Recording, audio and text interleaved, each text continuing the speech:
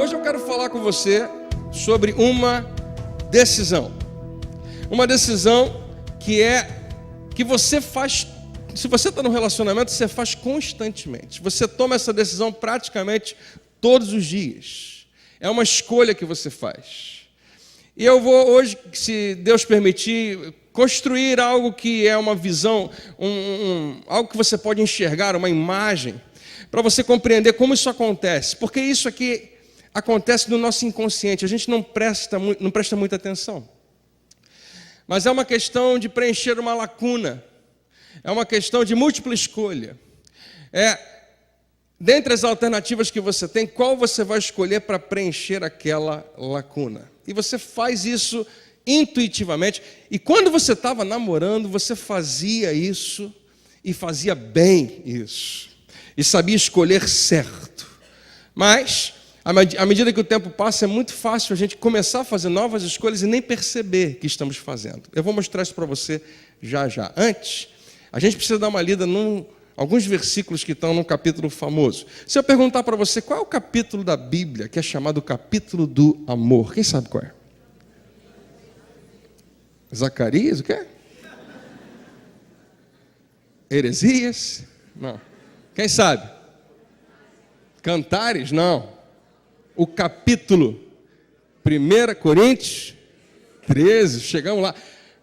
Quem aqui tem coragem de dizer que no seu casamento alguma parte de 1 Coríntios 13 foi lida? Levanta a sua mão. Gente, ninguém. Só uma pessoa lá atrás. Eu achei que ia ser umas 20 ou mais pessoas. Ah, obrigado. Aqui tem gente.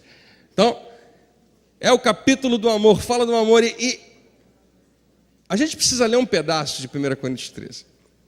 A maior parte de 1 Coríntios 13, que fala sobre esse amor, o amor como Deus enxerga amor, faz muito sentido. Você lê aquilo e fala, isso aí, gostei, interessante, não, é isso mesmo, o amor é assim. Aí o amor é desse jeito, você pensa, eu preciso trabalhar nisso aqui na minha vida, eu preciso melhorar aqui. Não, isso aqui eu já estou fazendo. Não, isso aqui eu sou bom a beça. E você entende. Mas tem um versículo em 1 Coríntios 13 que ele desafia a gente de uma maneira muito violenta. Ele parece que não faz muito sentido para a gente. E eu vou falar, quando eu li esse versículo, que é o versículo 7, eu pensava, meu Deus, será que isso está certo? Porque isso não faz muito sentido para mim, não parece ser um bom conselho. Quando a Bíblia fala isso para mim, eu sei que é a Bíblia, eu sei que eu tenho que levá-la a sério. Mas eu acho que eu já mandei pessoas fazer o contrário do que está ali. Porque ele não faz muito sentido e eu preciso aprender a descobrir como é que isso aqui funciona. E eu queria hoje, pela graça de Deus, mostrar a você o que o apóstolo Paulo, que escreve essa carta. Paulo é um dos apóstolos mais famosos, escreveu muito do que a gente considera hoje o Novo Testamento, da Nova Aliança. Ele escreve à igreja, como hoje nós somos uma igreja, falando sobre essa qualidade de amor. E Paulo ele fala com uma expressão que é bem dele lá, sobre um princípio importante. Pessoas que estão apaixonadas, pessoas que amam e continuam amando, fazem o tempo todo. E é uma escolha, é uma decisão. Só que ao invés de ele nos dar uma declaração, ele nos dá logo 4 declarações. E você vai ver quais são elas. Para a gente chegar lá, vamos começar no versículo 4. 1 Coríntios, capítulo 13, se você quiser acompanhar aqui comigo, diz assim, o amor é paciente. E aí você pensa, é isso mesmo, tem que ser. O amor é bondoso. Claro, se eu amo é isso que eu quero bondade indo, bondade vindo. Não inveja. Alguém diz amém? Não pode, se você ama, você entende, você pode ficar seguro no teu amor, você não tem que invejar. Não se vangloria. Não se orgulha. É isso mesmo, não pode ter esse negócio de orgulho no amor, no relacionamento de amor. Não maltrata, nada mais óbvio. Quem ama não faz mal à pessoa amada. Não procura os seus interesses. Aí talvez você pense, aí que talvez eu tenha um problema. Eu estou toda hora ligado nos meus interesses, às vezes eu esqueço dos interesses da outra pessoa, mas eu sei que isso é verdade, eu sei que esse amor tem que acontecer. Não se ira facilmente. Não tem a casca tão fina que de qualquer maneira facilmente se ofende. Não. Quando você ama, você constrói uma capa mais grossa para lidar com o que faz parte da vida. Não guarda rancor. Esse é o mais legal. Há uma versão que diz assim: não toma nota dos erros que as pessoas cometeram. Não faz um registro do que foi feito contra você. Você não precisa levantar a mão. Mas tem gente que é bom nisso, né? Que sabe direitinho quando aconteceu, do jeito que aconteceu, está registrado em algum lugar. Às vezes não aconteceu com você, mas aconteceu com seus pais. Você já teve, de repente, uma discussão acontece, você está observando e a sua mãe lembra. Eu lembro direitinho, em 1978, foi no mês de agosto, no dia tal, que ele fez isso, ele pensou, eu lembro direitinho quais foram as palavras que ele falou, e você pensa, mãe, você tinha que ensinar história, você é boa nesse negócio de lembrar de datas, de acontecimentos. E aí o seu pai fala, não, mas eu lembro que foi exatamente às 14h. Meu Deus, eles lembram, né, de coisas que ficaram marcadas lá atrás, porque o outro errou contra mim e eu fui ferido, fui marcado, fui de alguma maneira afetado, e aquilo ficou marcado, ficou guardado no meu coração. Quem ama, de verdade, não guarda. E qualquer casal já teve essa tentação de pegar um papel, uma caneta e dizer, eu vou começar a anotar agora o que você está fazendo. Vou deixar registrado para depois mostrar a você. Eu já tive também, você também. Mas quer saber? Amor não faz isso. Não guarda rancor. Rasga os papel tudo. Gostou do meu português? Verso 6. O amor não se alegra com a injustiça, mas se alegra com a verdade. E aí a gente chega no verso 7. E o que Paulo faz no verso 7 é que ele pega uma palavrinha em grego e ele usa ela 4 vezes e combina com outras 4 palavras do grego. E ele fala as 4 rapidamente, uma atrás da outra, repetindo. É mais ou menos um jogo de palavras. E 4 coisas diferentes que ele fala para estabelecer um princípio poderosíssimo. Se você puxar qualquer um dessas partes desse versículo, perde um pouco o sentido, ou então não faz nenhum, ou então você pode forçar a barra para fazer sentido. Mas são os 4 juntos que vão fazer essa verdade ser colocada para mim e para você. E é um dos hábitos mais importantes e mais poderosos que um relacionamento precisa ter, especialmente um casamento, especialmente um relacionamento de homem e mulher, um relacionamento conjugal. É um dos hábitos, é uma das práticas, é uma das decisões mais importantes que a gente toma de maneira regular, de maneira diária na nossa vida. E o versículo 7 continua falando então do amor, e ele fala assim, sobre o amor, tudo sofre, tudo crê, tudo espera, tudo suporta. Quando eu lia isso, eu pensava, é isso mesmo? Quando ele diz tudo crê, ele tem uma confiança, uma crença, ele dá credibilidade ao outro. Como é que eu posso sempre crer? Será que o amor assim não está sendo um pouco cego? Será que deveria ser cego desse jeito? Eu vou acreditar em tudo, mas se tiver um monte de evidência que prove o contrário. Será que é isso que Paulo está falando que eu devo fazer? Acreditar em tudo e não abrir mão disso e continuar crendo. Tudo é tudo, tudo sofre, significa aguenta tudo. Tudo espera, significa ter uma expectativa, ter uma esperança positiva. Tudo suporta, vai até o final. Espera o tempo que for. Espera aí, Paulo. Como assim? Crê em tudo, espera tudo, aguenta tudo. Não parece ser um relacionamento saudável. Não parece ser uma boa ideia. Não parece ser um bom conselho para você dar a alguém. Não, o seu relacionamento deve ser de tal maneira que você aguenta tudo, tudo, tudo, tudo. É isso mesmo que você está dizendo? E para exemplificar melhor, como eu disse para você, eu queria mostrar para você aqui com um apoio visual o que isso significa. O que Paulo estava querendo dizer. Eu pedi a Ana Paula, como sempre, que é a minha amiga aqui, para fazer uns cartazes para te mostrar. E deixa eu colocar no lugar certo para você ver. Vou botar aqui porque aí é mais fácil para todo mundo ver. Nessa hora a gente precisava daquela secretária, do mágico, sabe? Mas eu não vou fazer nenhuma mágica, não. Pelo menos eu acho.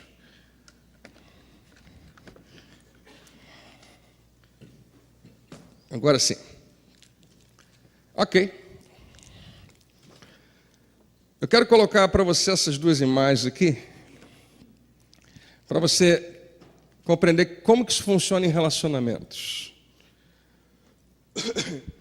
Está todo mundo conseguindo ler? O que está escrito? E comportamento. Em todo relacionamento, todos eles, sempre vai acontecer em algum momento. Talvez tenha acontecido hoje, talvez vai acontecer mais tarde, mas acontece em todo e qualquer relacionamento. Existe um espaço no meio entre o que eu espero que vai acontecer e o que realmente acontece. Entre a minha expectativa em relação ao comportamento do meu cônjuge e o real comportamento que ele vai ter. E o que eu planejei, esperava e acreditava e o que realmente aconteceu. Em todo relacionamento, essa lacuna existe. Dificilmente você vai não ter nenhum espaço, sempre tem um espaço ali. O que está aqui no meio é o que está entre o que eu espero e como as pessoas se comportam. Dá um exemplo para você? Eu esperava isso, mas ele fez aquilo. Você disse que ia chegar às 4 horas, mas já são 4:30 e você ainda não chegou. Você me prometeu que de agora em diante vai ser assim, mas olha aí, você fazendo outra vez. Eu achava que maridos deveriam se comportar dessa maneira, mas olha só como é que você é. Eu achava que a esposa com quem eu me casei seria desse jeito, mas o que você me mostra é outra coisa. Você me prometeu que você ia ligar para ele, por que você não ligou até agora? A máquina de lavar ainda está lá do mesmo jeito. Você disse que você ia dar um jeito, mas está lá do mesmo jeito. Você disse que nunca mais faria isso, mas está lá, fazendo outra vez. Nós temos isso dentro da gente.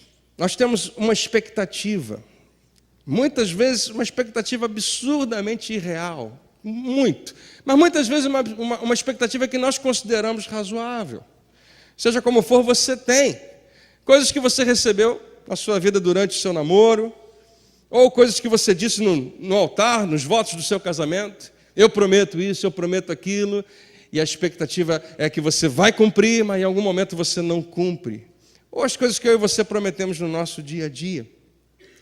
Você prometeu que você ia buscar as crianças quartas-feiras. E toda quarta-feira você me liga com uma boa desculpa e me pede para eu ir buscar. Coisas do tipo. Pode ser algo muito profundo, pode ser algo superficial, pode ser algo específico, pode ser algo geral, generalizado. Mas sempre há uma lacuna, sempre tem algo aqui no meio entre o que nós esperamos e o que realmente acontece. Seja com base nas promessas, seja com base nos acordos, nós combinamos assim. Seja com base no que a minha mãe sempre fez isso. A minha mãe e o meu pai sempre fizeram dessa maneira. Lá em casa era o meu pai que fazia isso, por que você acha que sou eu que tenho que fazer? E como nós fomos criados, a nossa formação, tudo isso. Expectativa, comportamento, e no meio tem uma lacuna. E agora eu quero botar aqui no meio a escolha que você faz o tempo todo. E claro, funciona para casamento, mas funciona para qualquer relacionamento, mas especificamente falando de casamento, você tem essas duas opções no que diz respeito ao que você espera que aconteça e o que realmente vai acontecer. Nesse momento aqui, quando você cria uma expectativa, quando a hora está chegando, quando algo tem que acontecer e você tem uma promessa, você tem essas duas opções. Ou você presume o pior, ou você acredita no melhor. Como é que eu acredito no melhor? Como é que isso funciona? Preste atenção aqui. E eu queria que você entendesse que isso aqui, eu estou colocando essa imagem porque talvez você não esqueça mais dela, mas você nunca pensou nisso aqui. Na verdade, isso acontece na nossa mente de maneira muito escondida. Mas acontece dentro de você. Assim que você percebe a lacuna entre o que eu esperava e o que realmente acontece. Eu esperava isso, mas aqui está o que você fez. Nós imediatamente vamos para algum desses dois lugares. Acreditar no melhor, deixa eu dar um exemplo para você. E a pessoa se atrasou e você pensa assim, eu entendo. Porque ela estava muito ocupada. Ela trabalha a beça. Ela tem feito muitas coisas, a cabeça dela está confusa, tudo bem, não há problema. Eu não vou ficar jogando isso contra ela, eu tenho certeza de que ela vai chegar em algum momento, eu tenho certeza que tem uma boa razão para ela estar atrasada. Presumir o pior é quando você chega e fala, ela sempre perde a noção do tempo. Parece que ela usa o relógio para nada, só para enfeitar. Aposto que ela ficou conversando com alguém, com a irmã, novamente, e perdeu completamente a noção do tempo, não presta atenção. Eu aposto que ela está fazendo isso, está fazendo aquilo, seja o que for. Isso tudo acontece aqui. Acontece na sua mente. Não acontece de maneira que você consegue facilmente colocar em cartazes e colocar e entender que existe uma lacuna. Quando se trata de dinheiro e uma conta não foi paga, a responsabilidade era de um pagar, como é que eu posso acreditar no melhor? Ou seja, ele pode, o comportamento aconteceu, eu sei que ele está fazendo isso, mas eu sou capaz de identificar e ser alguém que compreende o que está acontecendo. Não, esse mês foi muito complicado, eu sei.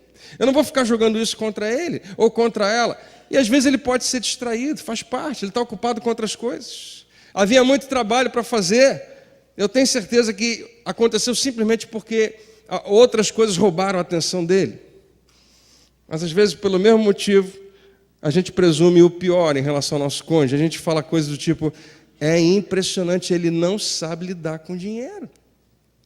Ele não sabe como administrar, ele nunca foi bom nisso, o pai dele não é bom nisso, o avô dele não era bom nisso, ninguém era bom com dinheiro naquela casa, sou eu que tenho que fazer tudo por aqui. E quando ele chegar em casa, a gente vai ter uma conversa. E você começa já a ensaiar o que você vai falar, como é que vai ser, porque você presume o pior, mesmo que você nem saiba qual é a resposta. Uma coisa certa, todos nós colocamos alguma coisa nesse espaço. Ou a gente presume o pior, ou a gente acredita no melhor. Sempre vai haver essa lacuna entre o que a pessoa, o que você espera dela e o que ela realmente faz.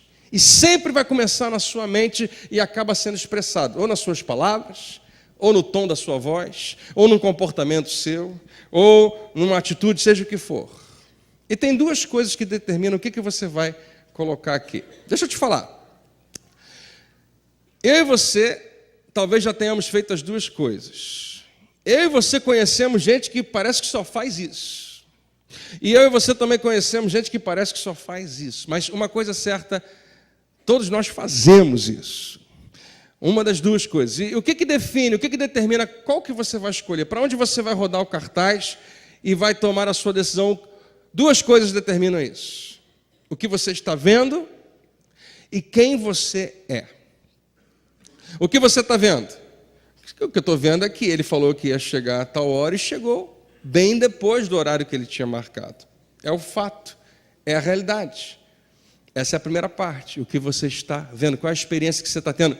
Mas a segunda parte também é importante, quem você é. E é tão importante identificar isso. E a gente falou nas últimas semanas que todos nós chegamos no nosso relacionamento trazendo consigo uma bagagem. Quem você é, muitas vezes está escondido dentro de você. Coisas que o seu pai e a sua mãe fizeram estão impressas no teu espírito, no teu coração, nas suas emoções. E muitas vezes se revelam nas suas reações. Outros relacionamentos que você teve afetaram, ou às vezes infectaram o seu coração, dependendo da circunstância. Mas o que determina que você vai colocar aqui, primeiro, o que você vê? Bem, ela falou, ele falou, mas não fez. Outra vez, esqueceu de novo, e não foi responsável, e não fez o que prometeu, seja o que for, é o que você está vendo. Mas não é a única coisa. A outra coisa que determina o que você vai colocar aqui é quem você é. O que você experimentou na sua vida? Qual é a sua dor? Quais são os seus sofrimentos guardados? Quais são as suas alegrias? O que você viu à medida que você estava crescendo? O que você experimentou em outros relacionamentos antes desse que você está agora? Seja de amizade, seja de outros casamentos, seja dos seus pais. O que você experimentou?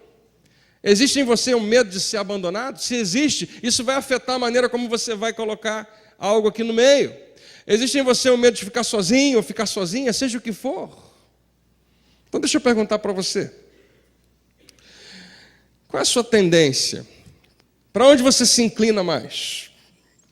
Quando diz respeito àquela pessoa que você ama, seu marido, sua esposa, e você tem uma expectativa, e ele ou ela tem um comportamento diferente. Para onde você vai? Você vai para cá? Você acredita no melhor? Ou você, em geral, presume o pior? Porque, afinal de contas, é a experiência que você está tendo. Esse é um dos momentos que, daqui a pouco, eu vou perguntar isso para você outra vez. Para qual dos dois você vai? No momento que você recebe aquele WhatsApp, no momento em que aparece lá a mensagem, vou me atrasar novamente. No momento em que aparece lá a mensagem, você podia hoje buscar as crianças porque tem uma ótima desculpa. No momento que aparece lá um e-mail, uma mensagem, ou ele liga para você e fala, olha, eu sei que eu prometi que eu ia preparar a janta hoje, mas aconteceu isso, aquilo outro, e você pode trazer alguma coisa no caminho, pegar e trazer? Para onde você vai? E esse é um daqueles encontros onde você vai ficar doido para falar alguma coisa. E nunca você quer falar na igreja, mas eu acho que hoje talvez você queira. André, deixa eu contar para você a minha história. Deixa eu falar um pouquinho para você da minha esposa. Aí você vai pegar esses cartazes aí e fazer o que você quiser com eles, mas deixa eu falar o que é a vida real. Deixa eu te contar um pouquinho do que é o meu marido. E depois você decide o que você vai fazer com essa mensagem. Deixa eu falar uma coisa para você. Como pastor, no nosso ofício, eu já ouvi tudo quanto é história triste que você puder imaginar. Eu acho, inclusive, que eu conheço algumas histórias tristes que são mais tristes do que a sua, eu acho. Porque para quem está nesse ambiente, para quem está nesse universo de ministério, é aí que a gente vive ouvindo muitas histórias de muita coisa boa e muita coisa ruim, muita destruição que está acontecendo. E o que eu estou falando para você não é pegando leve, não, eu estou usando exemplos bobos aparentemente, mas eu estou falando de coisas que são muito grandes. Seja qual for a sua história, você sempre faz uma escolha aqui. Eu não estou dizendo que isso é justificado ou não seja justificado. Talvez isso aqui seja totalmente justificado. André, se você ouvir a minha história, você vai entender por que eu faço isso. Ok. E eu vou concordar com você, é justo que você faça isso. Você tem uma boa justificativa.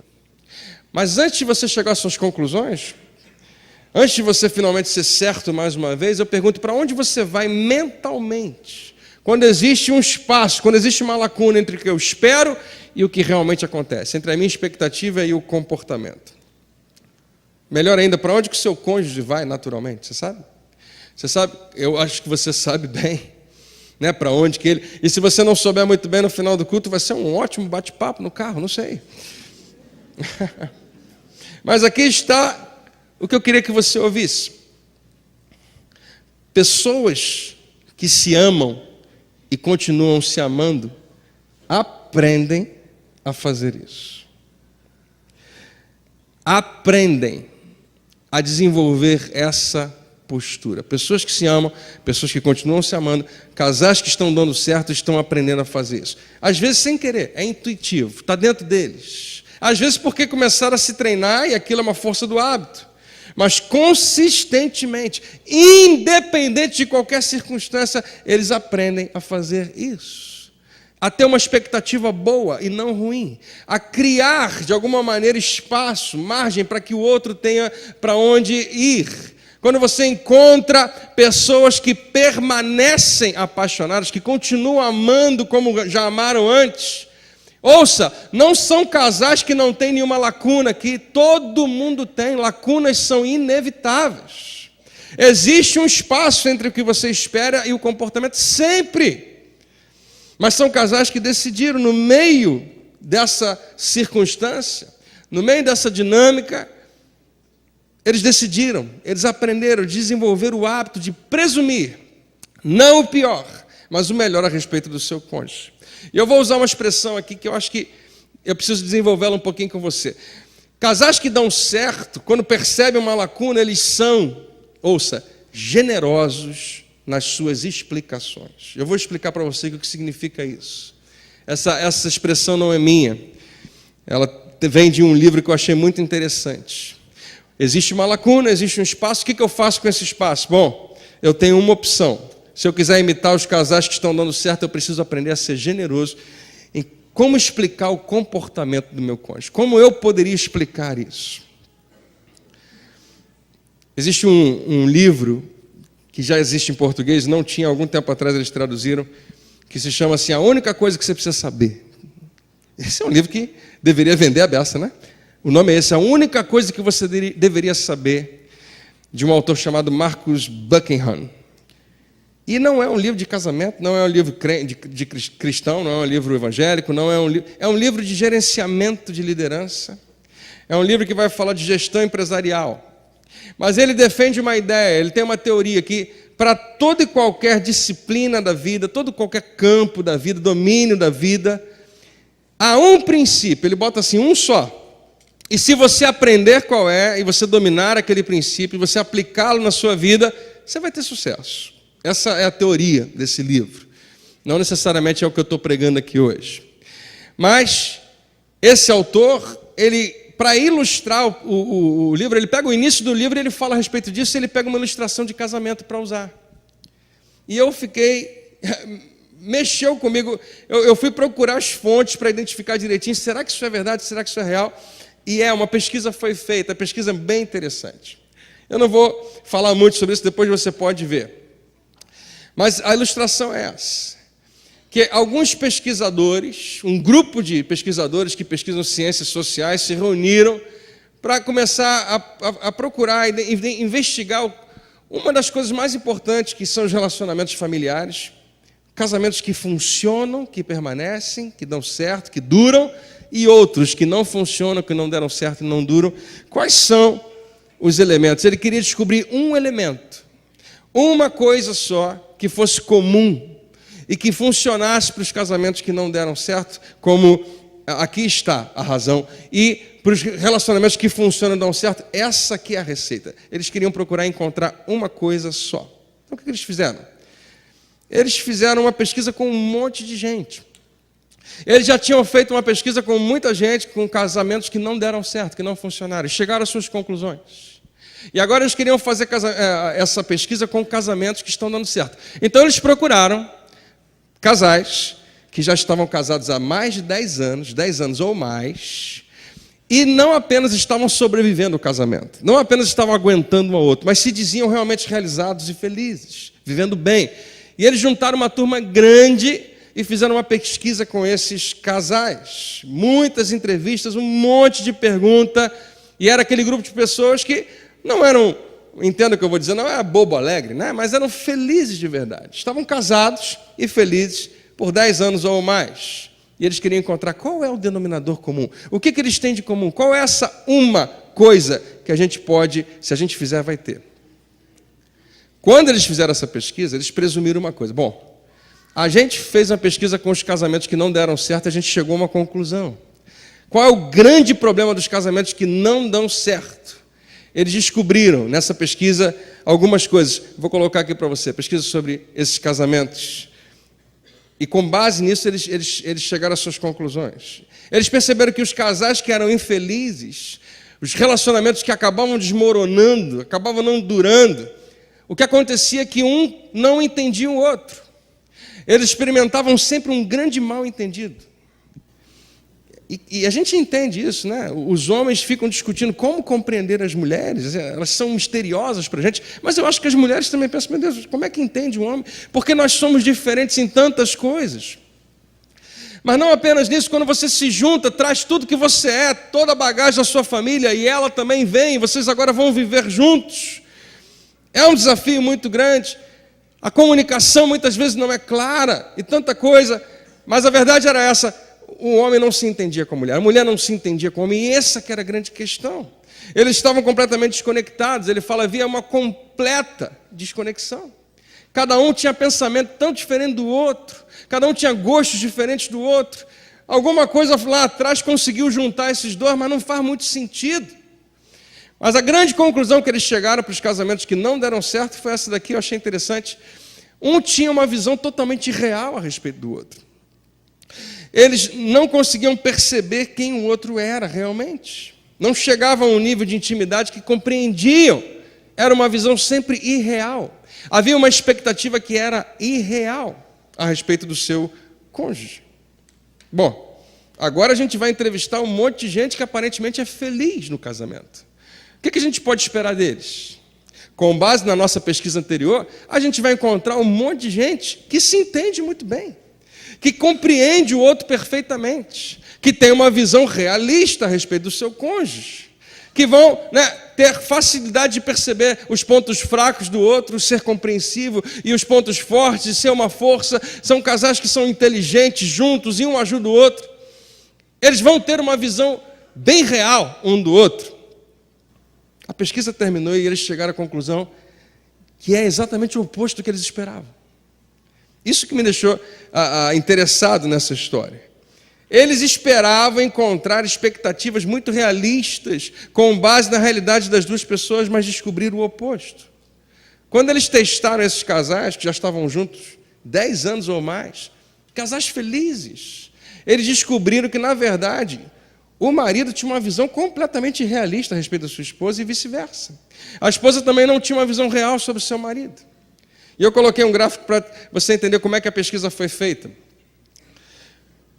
Eles fizeram um teste, convidaram todos os maridos e deram algumas folhas, alguns papéis, com um monte de perguntas para eles responderem. E a primeira coisa que tinha que acontecer, eu estou usando isso como ilustração, tá, gente? Isso aqui é um livro, não é um livro cristão, como eu disse para você, é só um princípio muito interessante. E eles usaram, vamos fazer a avaliação do marido. E o próprio homem, o próprio marido agora, vai fazer essa avaliação. Ele mesmo vai se autoavaliar em várias categorias, em várias questões. Então ele vai lá e ele vai responder a respeito de várias coisas. Como é que ele é no cuidado com os filhos? Como é que ele é na sua pontualidade? Como é que ele é no cuidado com a casa? Como é que ele trata questões financeiras? Tudo. Ele tinha que se autoavaliar. E o marido, ele se avaliava, ele dava uma nota para cada uma daquelas categorias, para cada uma daquelas áreas. E ele era, para ele, muito realista na maneira como ele se enxergava. É como eu me vejo. Aí eles pegavam a mesma pesquisa, o mesmo questionário e davam para a esposa.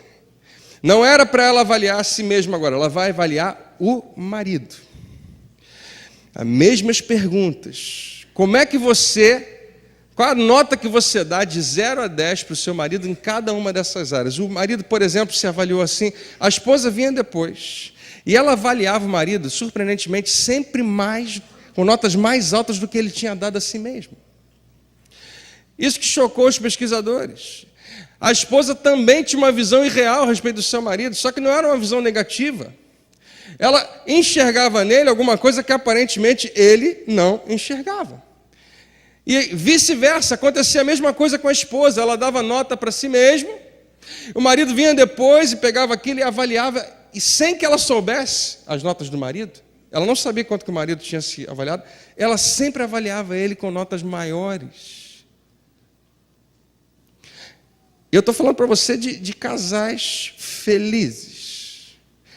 Isso é uma grande descoberta que para mim eles tiveram. Notas mais altas e vice-versa.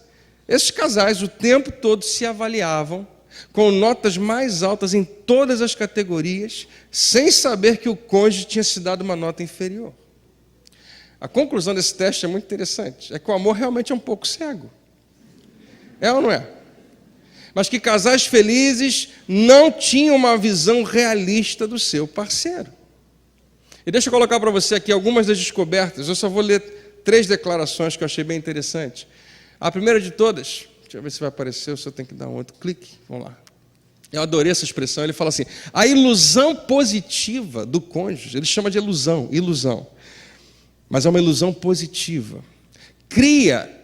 E quando eu li isso, eu falei, meu Deus, como é que eu vou explicar isso? Como é que eu vou entender isso? Uma espiral ascendente. Tem gente aqui que sabe direitinho o que eu estou falando, mas eu fui buscar na internet o que é uma espiral ascendente. E é mais ou menos isso. Claro, faz sentido, agora que eu mostrei para você. Né? É espiral e está subindo. Ele fala, a ilusão positiva do cônjuge cria uma espiral ascendente de amor. Muito interessante. E nesse momento, se você está começando a pensar assim, que isso não faz muito sentido, que isso é uma grande bobagem, deixa eu te falar, foi exatamente isso que você sentia quando você se apaixonou. Era exatamente isso. Ele era a melhor pessoa do planeta, é ou não é? ela era a maior e melhor pessoa do mundo todo. Você não conseguia enxergar nenhuma falha nele. Você não conseguia enxergar nenhum defeito nela. Quando alguém chegava para apontar algum defeito, olha só, você já está namorando há algum tempo, deixa eu abrir o teu olho. E você falava, mas... E você tinha a sua explicação, porque você não conseguia ver. O amor era um pouco cego. E era o que você experimentava, e foi uma decisão que você tomou. Você teve uma ilusão. O seu amor era um pouco cego. Mas ouça, a gente tem medo de ser iludido, mas esses casais estão felizes e aparentemente experimentam uma ilusão positiva. E eles botaram a ilusão positiva do cônjuge cria uma espiral ascendente de amor. E ele fala o seguinte, a ilusão cria uma convicção. Por causa da maneira como eu enxergo, que embora não seja real para ele, é real para mim, aquilo criou em mim uma convicção. Agora eu acredito naquilo. Ele não é que eu estou avaliando ele bem, ele é assim. Não é que os meus olhos conseguem ver a beleza dela, ela realmente é linda. Não é algo que apenas eu enxergo, é a verdade, aquilo se torna uma convicção. A convicção produz segurança, claro, é o que todo casamento mais deseja. Por causa de convicção, por causa de firmeza, agora eu estou seguro. Eu sei que eu posso ter um bom relacionamento com alguém assim, com alguém que eu, quando avalio, acho que é muito bom.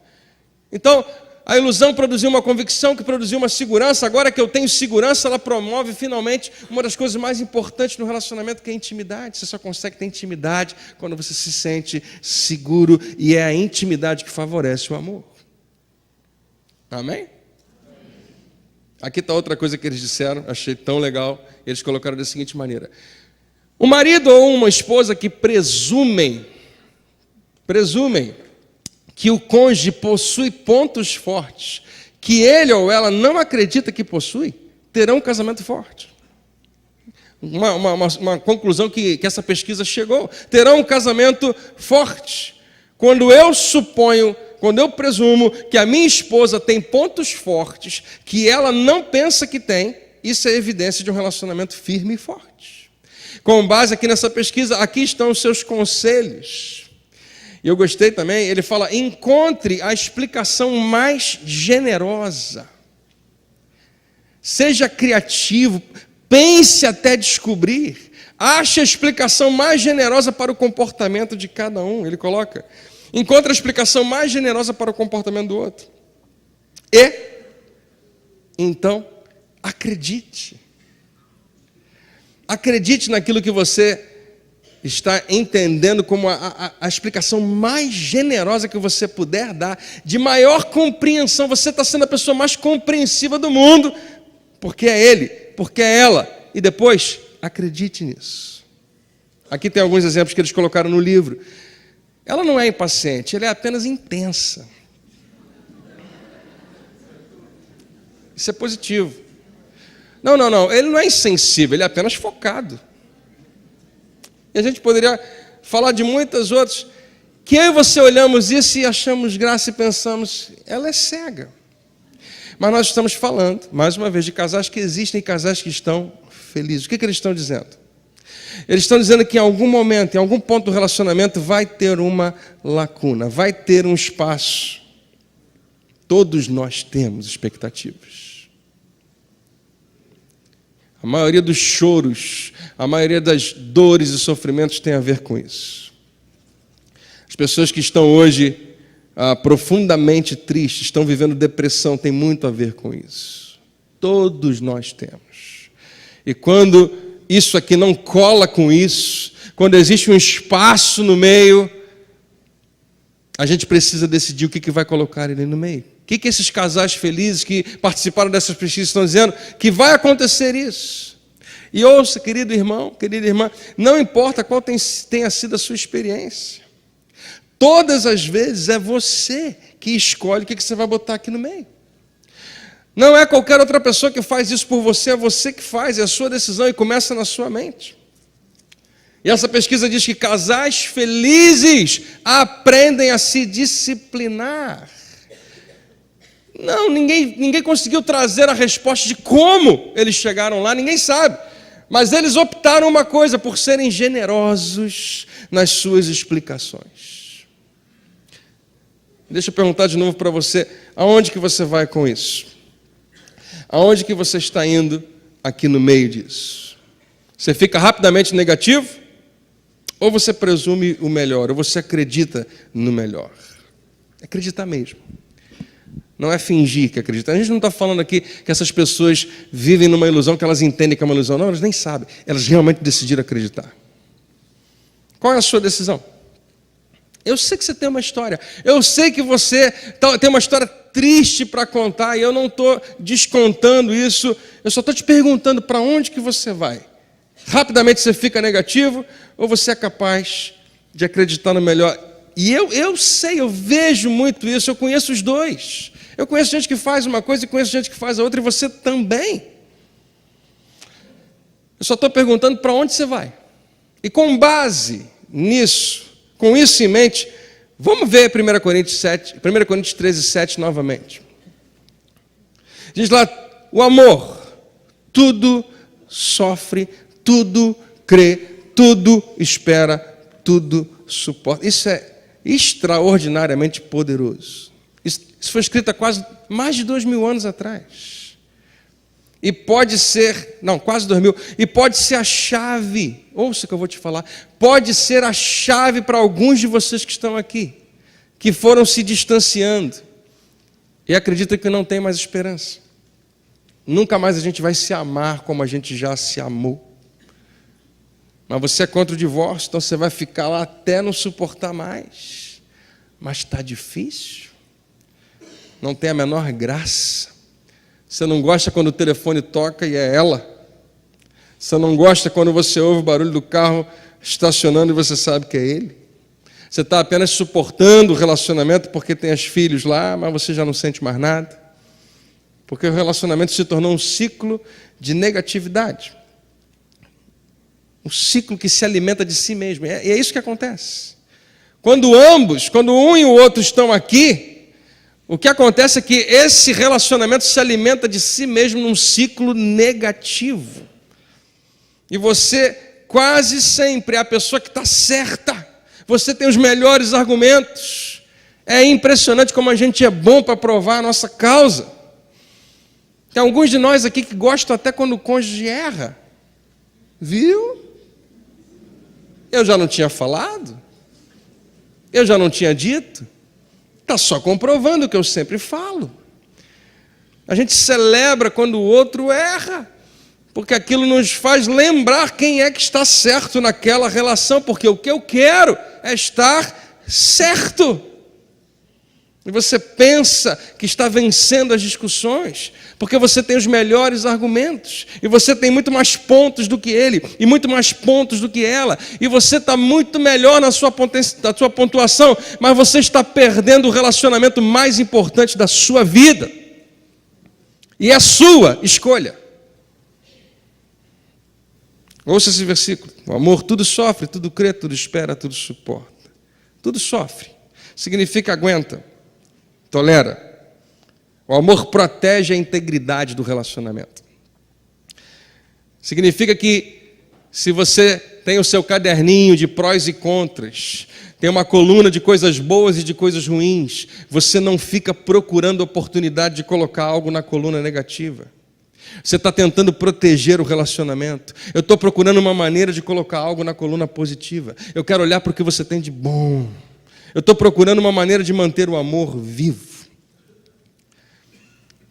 Na nossa vida, eu e a Rafa, a gente já leu alguns livros sobre casamento, entendendo que ia ser muito útil. Um livro que eu li que gostei muito dele, trazia uma imagem muito interessante. O pastor que escreveu disse assim: pega aquela passagem de Filipenses, no capítulo 2, versículo, acho que é 8 ou 9, que fala lá: e agora, irmãos, tudo que é, ele começa a falar tudo que é bom, tudo que é de boa fama, tudo que é lícito, tudo que é agradável, tudo que traz prazer, todas as coisas boas. Eram 7 coisas, se não me engano.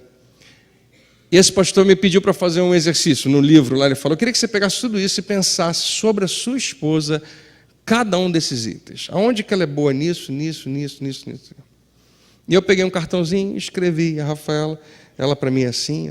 Eu consegui completar as 7. Não foi difícil. E eu identifiquei o que ele estava querendo dizer, que quando eu penso a respeito do meu cônjuge, eu deveria pensar no que ele tem de melhor. Porque é tão fácil pensar nos pontos negativos, nas coisas negativas, nos erros, nas falhas. E se ele falhar de novo, eu só sou lembrado disso mais uma vez. Mas o amor aguenta e permanece. Tudo crê. Significa sempre confia. E eu volto dizendo para você, o amor busca ser generoso na sua compreensão. Busca ser generoso numa boa explicação de porquê que o outro se comporta daquele jeito. Enquanto eu estou falando, você pensa, mas e se comporta e não para de se comportar desse jeito? Ainda assim, a lacuna está lá e você precisa tomar uma decisão. Tudo espera, mantém viva a esperança. Ou seja, ele não fez o que ele disse que ia fazer, ela não cumpriu o que tinha prometido, mas eu espero. E esse espero não é um espero eu desejo, eu espero que haja uma boa explicação, eu tenho uma expectativa, eu tenho uma esperança, eu espero que seja simplesmente algo que eu não sei. Eu espero que ele não tenha feito isso intencionalmente, é o que eu espero. Não significa que ele não tenha feito, mas é isso que eu espero. Eu não abro mão da minha esperança até que se prove realmente o contrário. Uma vez que provado o contrário, é outro assunto, é outra conversa, e é uma conversa importante. Mas depois que a conversa terminar, você vai voltar para cá. Você vai continuar tendo essa mesma opção. Tudo suporta. Sempre persevera, permanece até o fim. Como é que você está aqui? Como é que você está aqui nessa lacuna? Pensa em si mesmo, como é que você trata disso? Para onde que você vai naturalmente? Para onde que você vai porque parece que já está em você? Será que você e o seu cônjuge já entraram num ciclo? Talvez ele seja muito bom em como tratar isso e você nem tanto. Talvez ele até facilite para você o tempo todo. E você pensa, claro que ele facilita para mim, eu sou praticamente perfeita. Eu não erro quase nunca, eu sei de tudo. E aí quando você erra uma vez, você fala, ninguém é perfeito. E ele concorda com você, mas se ele pisar na bola, se ele atrasar 2 minutos, se ele esqueceu de pegar alguma coisa, de pegar alguém, ou de fazer alguma coisa, a bronca que vem é tão grande. Ou talvez seja o contrário, ela seja ótima, você seja o único que é negativo. Para onde que você vai com isso? E eu estou chegando onde eu queria que você mais prestasse atenção, o que eu quero que você ouça. Quando você escolhe, quando você opta por presumir o pior, mesmo que você tenha uma abundância de precedentes, já aconteceu tanta coisa para comprovar, e já foi 1000 vezes, eu acho que eu tenho que fazer assim mesmo, eu tenho que pensar assim mesmo, diante de tudo que eu já experimentei, não tem como, ele vai fazer outra vez, ela vai fazer outra vez, eu só consigo fazer isso, eu só consigo, ainda que você tenha 1000 motivos para fazer isso. Toda vez que você escolhe ser negativo ou negativa, você contribuiu para a morte lenta do teu relacionamento. Você é um participante. Você não está do lado de fora. Você não está alheio a tudo isso. Você está envolvido. Espera aí, André, deixa eu contar a minha história. Quando eu contar a minha história, você vai entender. Daqui a pouco eu deixo. Mas eu preciso que você ouça essa parte antes da gente contar a sua história. Toda vez, mesmo quando parece ser justificado, mesmo quando já aconteceu várias outras vezes, toda vez que você vem até aqui, mentalmente, você ainda não falou nada, mas você já está presumindo, e vai acabar se expressando pela sua atitude, pela sua postura, pelo tom da sua voz, pelo gelo que você vai dar, pela sua resposta, pelo WhatsApp. Você já viu quando a gente manda uma mensagem no WhatsApp e outra pessoa escreve e fica aparecendo 3 pontinhos? Tem gente que treme de medo quando aquilo acontece. Seu e-mail, o fato de você não vai estar em casa quando ele chegar, ou de você não vai estar em casa quando ela chegar em casa, ou quando ele chegar ao jantar que estava pronto na mesa, agora está na geladeira porque ele se atrasou. Você está assistindo TV e tudo bem, você está certa. Você está certo. Toda vez que você vem até aqui, você contribuiu para o desaparecimento da sua relação amorosa. Mesmo quando há uma boa justificativa, você é um participante. Você está envolvido. Agora ouça, deixa eu dizer uma coisa sobre o seu cônjuge. Deixa eu te falar uma coisa que talvez você nem lembre que ele, o seu marido ou ela, a sua esposa tem. A última coisa que ele quer fazer é decepcionar você. A última coisa que ela quer que aconteça é desapontar você. Não importa quão difícil seja o relacionamento. Não importa tudo que já aconteceu. A última coisa que ele quer que aconteça é que você se sinta decepcionada com o comportamento dele ou dela, com a sua resposta, com o seu desempenho. Não importa com quem você esteja, ninguém quer decepcionar a pessoa com quem estou me relacionando. Deixa eu te falar o que acontece. Quando você fica negativo ou negativa, é isso aqui que você está comunicando. Eu não estou dizendo que é isso que você queria comunicar, mas é isso aqui que você comunica. Não importa o que você faça, não importa o quanto você se esforce, você nunca vai conseguir ser suficiente. Você nunca vai atingir o padrão esperado. Você nunca vai chegar onde eu queria que você chegasse. Mesmo que você não tenha essa intenção, é isso que você comunica. E toda vez que você comunica isso, sutilmente ou explicitamente, você, no seu relacionamento, empurra o seu cônjuge para mais longe, cada vez para mais longe de você. E ele sente que desapontou você, que decepcionou você. E você pensa, olha só, se você quiser parar de me decepcionar, é muito fácil. É só você pegar essas duas coisas aqui e colocar juntos. Está resolvido o problema. É isso que você tem que fazer. A minha expectativa tem que se unir ao seu comportamento. Então, trata de pular mais alto, trata de correr mais rápido, trata de cumprir, trata de chegar na hora, trata de fazer isso, fazer aquilo outro. Vem cá, Totó. Vem cá.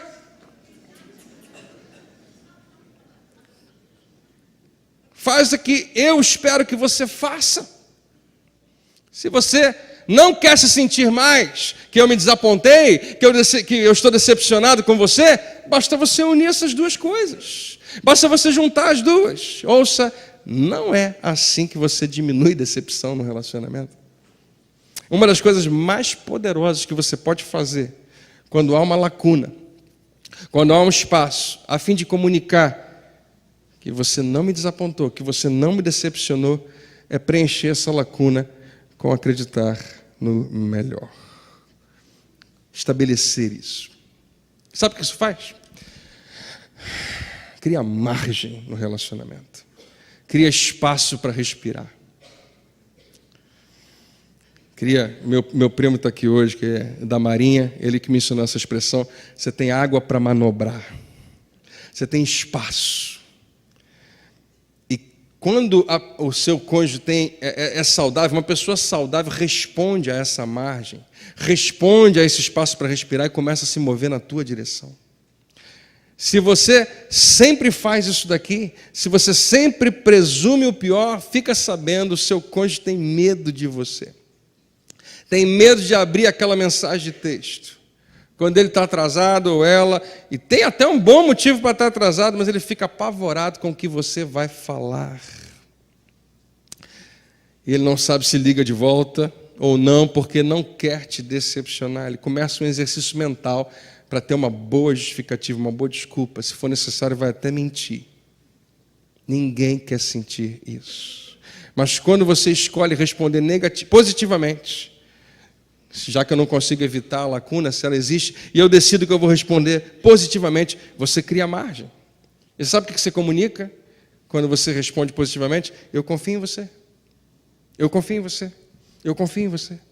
Eu confio em você. Mesmo antes de ouvir a sua explicação, eu confio em você. Mesmo antes de ouvir todas as circunstâncias, eu confio em você. Eu confio em você. Confiar no relacionamento significa eu aceito você, eu aceito você, eu aceito você. E aceitação significa você não me decepcionou, você não me decepcionou, você não me decepcionou. Como é que isso é na vida real, André? É simples. Meu amor, eu acho que eu vou me atrasar outra vez. E do outro lado, ok, tudo bem. Não vem com pressa, não. Vem com calma, eu estou aqui te esperando. Cadê a minha esposa? Quem roubou ela? Quem está falando? Sequestro? O que você fez? Você acabou de criar margem. Né? No que diz respeito às finanças, querido, eu sei que você tinha pedido para eu pagar aquela conta, mas eu me esqueci. Ao invés de, novidade. Me fala uma coisa que eu não sei. Me conta alguma coisa que vai ser novidade para mim. Eu já sabia que você ia esquecer de novo, eu estava só esperando. É só isso que você sabe fazer. E agora eu estou certo novamente. Mas se você vai criar mais, você vai falar, querida, tudo bem. Eu sei, talvez tenha uma multa, a gente vai dar um jeito. Mas eu entendo, você tem estado ocupado, você tem os seus afazeres, você tem outras coisas na sua cabeça. Tem tanta coisa acontecendo. Há uma lacuna, não tem como evitar a lacuna, mas ao invés de usar aquela lacuna para mostrar como eu estou certo e afastar você mais e mais de mim, eu vou usar essa lacuna, porque a minha oportunidade de amar está aqui. Isso aqui é oportunidade de revelar amor. Eu vou usar essa lacuna para fortalecer o nosso amor e vou trazer você para mais perto de mim. Não tem como evitar. E quanto mais lacunas existirem, mais oportunidades eu tenho de dizer, ainda assim eu amo você, de qualquer jeito. Ainda assim eu amo você de qualquer maneira. E eu aguento tudo. Eu acredito. Eu espero. Eu persevero. Eu abro espaço para você. Pode vir, eu confio em você, eu aceito você. Você não me decepcionou. E se você ainda está pensando que o que eu estou falando é surreal, eu queria que você lembrasse que no início do seu relacionamento você era assim. E você era assim porque você escolheu amar dessa maneira. Agora, hoje que eu estou te falando, a gente está começando a terminar. Eu não estou falando que você não pode ter conversas difíceis, que não vai ter a famosa DR, lembra dela? Que você não vai, não pode mais, não, claro que tem que ter, você vai ter conversas que não são muito fáceis. Eu não estou sugerindo que você não confronte as realidades do relacionamento. Eu estou dizendo o seguinte, depois que todas as conversas acontecerem, quando todo mundo expressar a sua opinião, quando todo mundo falar e descobrir quem está certo e quem está errado, quando todo mundo tentar resolver, quando você estiver até chateado, da próxima vez que houver uma lacuna, continua sendo você tendo que escolher. Não termina ali, você vai ter que escolher outra vez se você vai acreditar no melhor ou se você vai presumir o pior. Mas relacionamentos que duram, relacionamentos que prosperam, são relacionamentos que escolheram consistentemente acreditar no melhor a respeito do seu cônjuge. Deixa eu falar uma coisa para você sobre o coração da sua esposa. Deixa eu falar uma coisa para você sobre o coração do seu marido, do seu noivo, do seu namorado. É igualzinho o seu. E ouça isso, eu coloquei aqui para você guardar. Os nossos corações são atraídos para ambientes de aceitação. Aceitação. De outra maneira, nós somos repelidos, há uma repulsa quando o ambiente é de rejeição. Mas os nossos corações são atraídos para o ambiente de aceitação. Por que, André? Porque Deus fez você assim. A lacuna é uma oportunidade para atrair o coração do seu cônjuge, porque você também falha, embora não perceba. Assim como você fazia quando se conheceram lá no início, você aproveita as lacunas para atrair. Se a sua casa é um ambiente onde você está sempre decepcionada, e ele jamais consegue agradar você, ele volta para casa, ela pode voltar para casa, mas o coração não vem para casa com eles. Se eu sei que eu vou para casa, e se eu já sei que eu vou levar uma bronca, porque eu esqueci de pagar alguma conta, eu esqueci de pegar alguma coisa, ou buscar alguém, ou falar com alguém, eu me esqueci, e se eu já sei que eu vou entrar numa conversa, onde o que vai ser comunicado para mim é: você me decepcionou novamente, você não está sendo quem eu esperava, você não conseguiu de novo, faça melhor da próxima vez, porque eu estou certa, porque eu estou certo. Se eu tenho que voltar para essa casa, eu volto para lá com o meu corpo, mas eu não vou estar lá com o meu coração, Porque o meu coração foi projetado, como o seu coração, para ser atraído para ambientes de relacionamento de aceitação.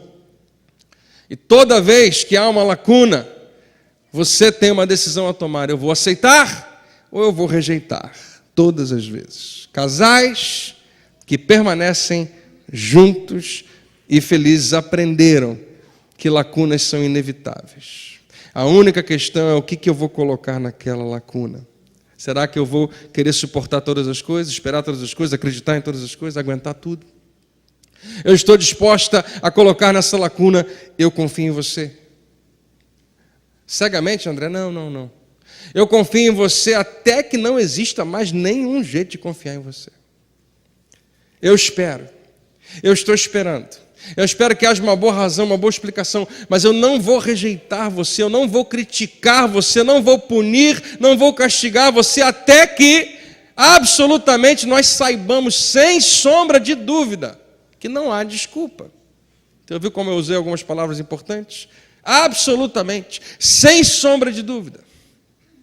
E então nós vamos ter uma conversa difícil, sim. Mas quando a conversa terminar, eu escolho colocar confiança lá no meio. Eu escolho fazer isso aqui outra vez. Porque é eu que decido se eu vou fazer isso ou não. Como é que você faz isso? Veja como é que Jesus resume tudo isso. E é uma passagem que você já leu antes. Jesus fala o seguinte: faça aos outros como você gostaria que eles fizessem com você. Como é que isso aqui está funcionando para você? Está dando certo?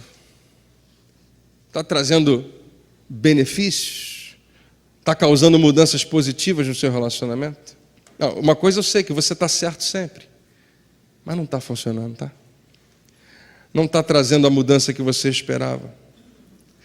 Se você decidisse fazer por ele ou por ela o que você gostaria que fizessem por você, como é que seria? E se você esquecesse qualquer outra coisa que você aprendeu, você resumisse tudo que você já ouviu até hoje nisso? Esquece, com o perdão da palavra, esquece a Bíblia toda, esquece tudo que você aprendeu de religião, esquece cristianismo e decidisse: eu só vou fazer uma única coisa nessa única área. Eu vou fazer por ele, vou fazer por ela o que eu gostaria que ele fizesse por mim, ou que ela fizesse por mim. Ouça, para alguns de vocês aqui, isso pode ser revolucionário. Mas eu estou dizendo para você que começa aqui. Começa nessa simples decisão que acontece dentro de você.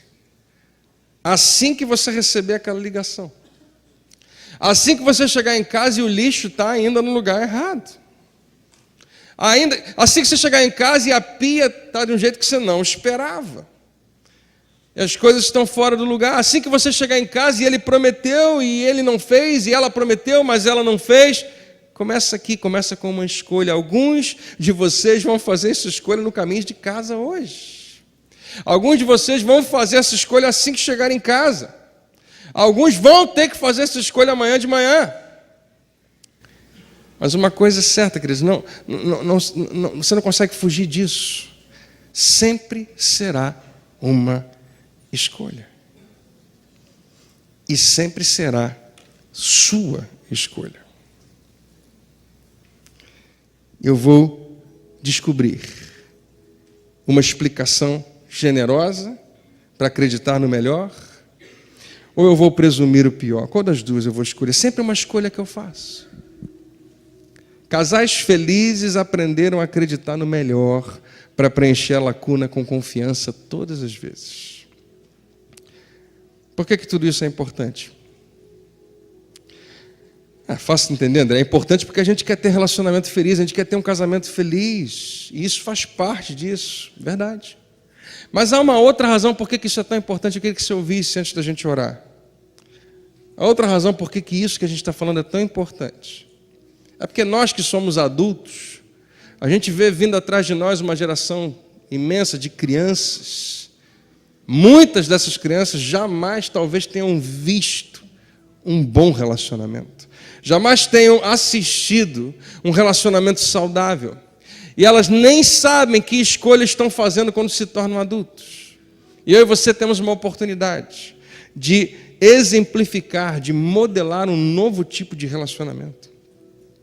porque você veio de um lar divorciado, você veio de relacionamentos difíceis, você já se casou 1 ou 2 vezes antes, você tem a oportunidade de começar a remodelar e ajudar pessoas que estão chegando nessa fase a repensar o relacionamento.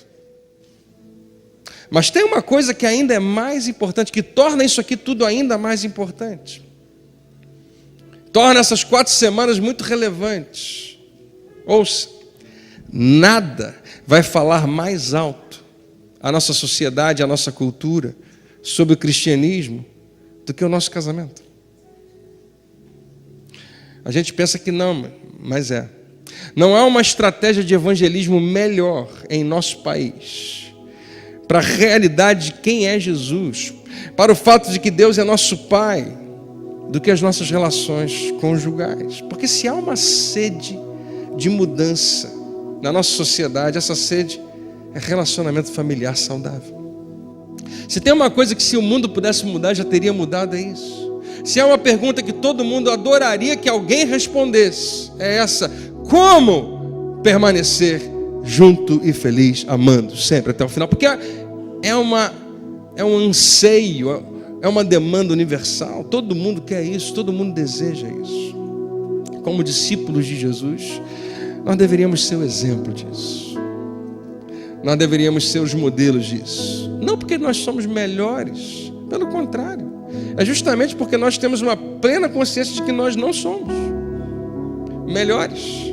Sem Jesus nós não passamos de pecadores que foram perdoados. Estamos aprendendo a estender esse perdão. Estamos aprendendo a estender o que Ele nos deu às pessoas que nós amamos, as pessoas que nós queremos passar o resto da vida juntos. Ele é o modelo. Para Ele, a maneira certa de eu amar a minha esposa é como Ele me amou. Não tem uma segunda maneira. E se eu vou ser um discípulo dele, eu preciso modelar isso. A nossa maior oportunidade de impactar a cultura não é apenas ir à igreja, mas é aprender que família é mais importante do que tudo. E começar a amar e continuar amando e amar mutuamente da maneira como nosso Pai em Jesus nos amou. Começa quando nós entendemos que Deus fez do amor um verbo. Lembra que a gente falou sobre isso? Quando Ele enviou o Seu Filho para morrer por nós. Não apenas Ele fez isso, mas Ele exemplificou o que é amor incondicional. Quando Jesus se submete na cruz, Ele se submete a mim e a você. E nós fomos convidados a nos submetermos uns aos outros por causa disso, em reverência a Ele. Depois nós precisamos lembrar que nós temos bagagem no nosso coração. Temos que aprender a observar e guardar, e colocar um guarda na porta do nosso coração. E decidir o que entra e o que sai. E por fim nós precisamos tomar essa decisão todos os dias.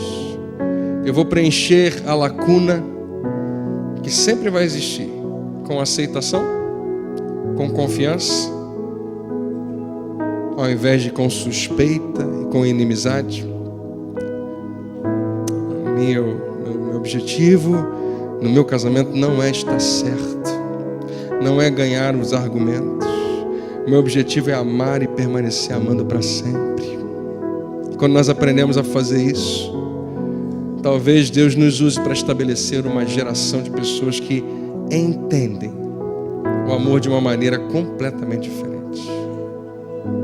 E talvez Deus nos use para impactar a nossa cultura, o nosso país, quando as pessoas começarem a perguntar: como é que você consegue?